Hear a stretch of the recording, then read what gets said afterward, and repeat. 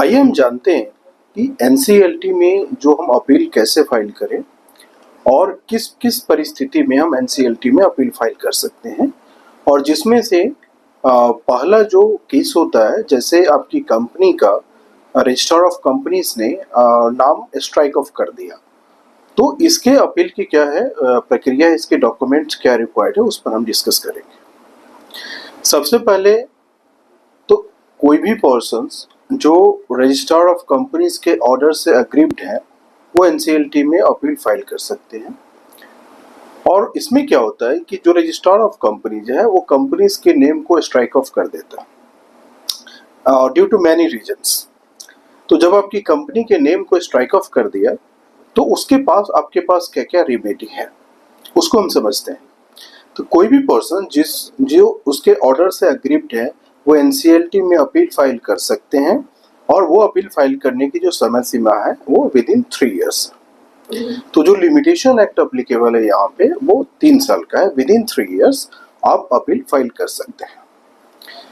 अब है क्वेश्चन उठता है कि इसमें ट्रिब्यूनल का क्या रोल होता है।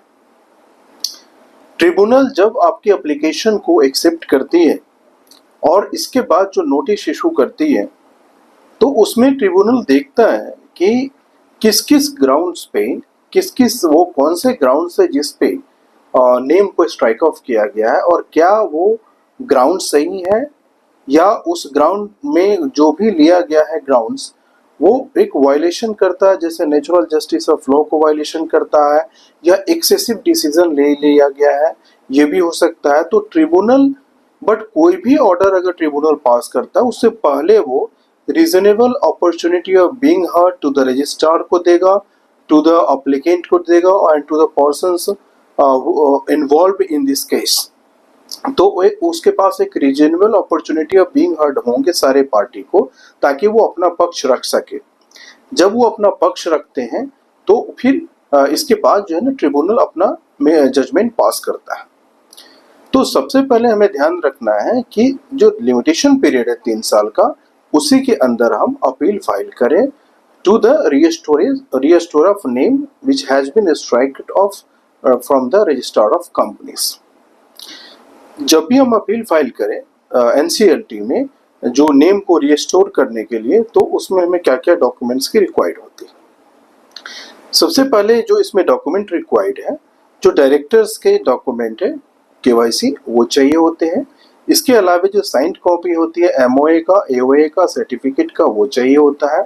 इसके अलावा बोर्ड रिजोल्यूशन चाहिए होता है, ताकि बोर्ड रिजोल्यूशन में ये एक पास हुआ resolution to restore the name of the companies.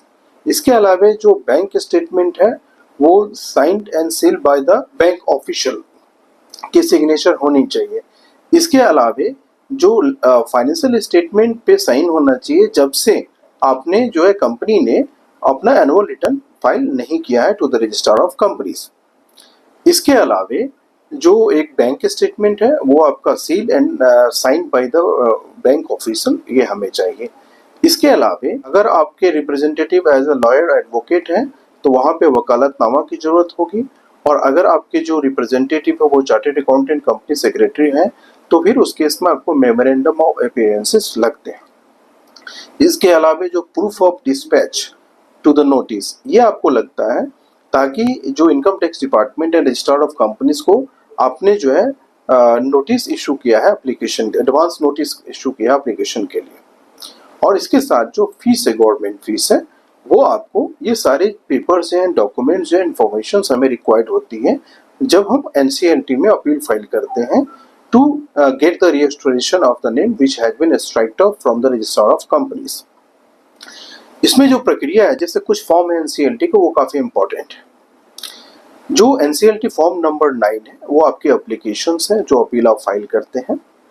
इसके अलावा जो एनसीएलटी 6 है वो आपका एक अफिडेविट है जो वेरिफिकेशन के लिए होती है।